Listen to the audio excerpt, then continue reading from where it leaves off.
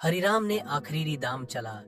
चुनाव से एक दिन पहले गांव में शराब और पैसा बांटना शुरू किया। गौरी को खबर लगी तो वो अकेली सरपंच कार्यालय पहुंची। वहां पहले से कुछ महिलाएं थीं। उसने कहा, क्यों ना हम खुद जाकर तहसीलदार को खबर दें। गौरी और गांव की 10 औरतें तहसीलदार के पास गईं। पूरे मामले की रिपोर्ट दर्ज हुई। पुलिस आई और हरिराम के आदमी रंगे हाथ पकड़े गए। गांव वालों की आंख खुल गई। मतदान का दिन। गांव के हर कोने से लोग निकलकर वोट डालने आए। पहली बार महिलाओं की लाइन पुरुषों से लंबी थी।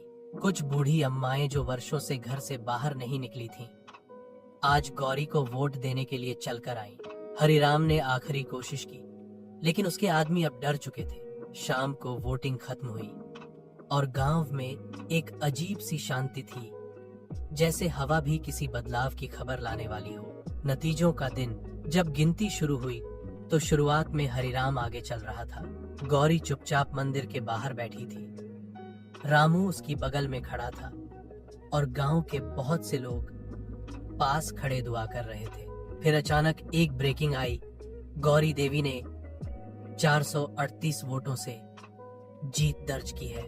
गांव में जैसे दिवाली आ गई। ढोल बजने लगे, महिलाएं नाचने लगीं और छोटे छोटे बच्चे नारे लगाने लगे, होशियार पत्नी जिंदाबाद।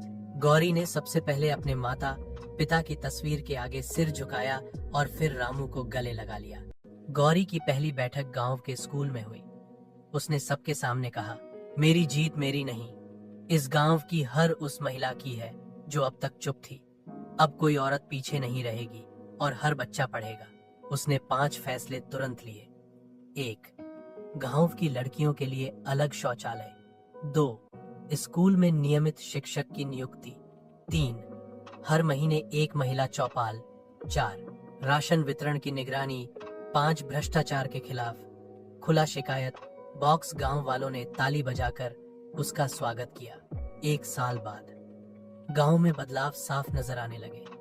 लड़कियां स्कूल जाने लगी थीं। महिलाएं अपनी बात खुलकर रखती थीं। पंचायत में अब चाय पानी के बजाय काम की बातें होती। हरिराम अब एक कोने में बैठा होता। लोग उसकी बातों पर हंसते। एक दिन वो खुद गौरी के पास आया और कहा, तूने जो किया वो मैंने कभी नहीं किया। तू वाकई इस कुर्सी के काबिल है। गौरी ने मुस्कुराकर कहा, कुर्सी नहीं बदलती, सोच बदलनी चाहिए और वो हमने कर दी है। गौरी अब सिर्फ रत्नपुर की सरपंच नहीं रही थी, बल्कि वह पूरे ब्लॉक में ईमानदारी और बदलाव की मिसाल बन चुकी थी। उसने गांव में लड़कियों की शिक्षा, महिलाओं की आवाज और भ्रष्टाचार के खिलाफ एक नई सोच की शुरुआत की थी। अब गांव के बाहर के लोग भी उसकी तारीफ करते। अखबारों में उसका नाम आने लगा। होशियार पत्नी, गांव की पहली शिक्षित नेता। 1 साल बाद जिला पंचायत, जिला परिषद के चुनाव की घोषणा हुई। ये पद पूरे जिले में असर रखने वाला होता था। गांव के बुजुर्ग, महिलाएं, शिक्षक और युवा सबने एक सुर में कहा, गौरी, अब तुझे जिला पंचायत में लड़ना चाहिए। हम सब तेरे साथ हैं। रामू थोड़ा चिंतित था, लेकिन अब वो अपनी पत्नी की ताकत जान चुका था। उसने कहा, गौरी, मैं तेरे साथ हूँ, चाहे जितनी बड़ी लड़ाई क्यों ना हो। जिला पंचायत का चुनाव गौरी ने नामांकन कर दिया। उसका नाम आते ही जिले की राजनीति में हड़कंप मच गया।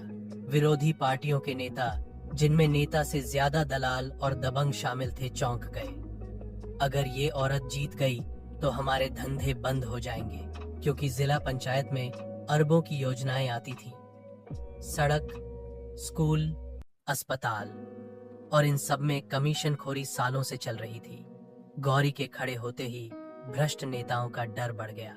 विरोधी पार्टियों की चालें शुरू। पहले उन्होंने अफवाहें फैलाई, गौरी के पास तो पढ़ाई का सर्टिफिकेट ही नहीं है, उसका पति रामू जमीन विवाद में फंसा है।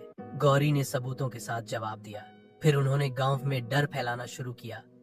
कुछ गुंडों ने प्रचार के पोस्टर फाड़े, प्रचार करने वाली महिलाओं को धमकाया, लेकिन गौरी न डरी न रुकी।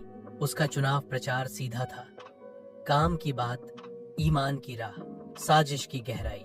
जब विरोधियों ने देखा कि झूठ और डर का कोई असर नहीं हो रहा, तो उन्होंने साजिश की नई शक्ल तैयार की, गौरी को रास्ते से हटाने की। विकास सिंह, एक कद्दावर दबंग नेता जो खुद भी जिला पंचायत का उम्मीदवार था, उसने अपने आदमियों से कहा, अगर ये औरत जीत गई तो हमारे ठेके और पैसे सब खत्म। इससे पहले कि ये हमारी कुर्सी ले, हम इसकी जिंदगी ले लेते हैं। साजिश की रात एक सभा के बाद गौरी अपने प्रचार वाहन से वापस लौट रही थी। रामू तो अगले गांव में रुका था। गाड़ी में सिर्फ ड्राइवर और गौरी थी।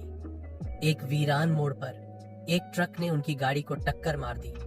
गाड़ी पलट गई। तो क्या गौरी इस दुर्घटना में बच पाएगी? अगला भाग देखने के लिए वीडियो को लाइक करें और चैनल सब्सक्राइब करें। भाग 4 जल्द ही आएगा।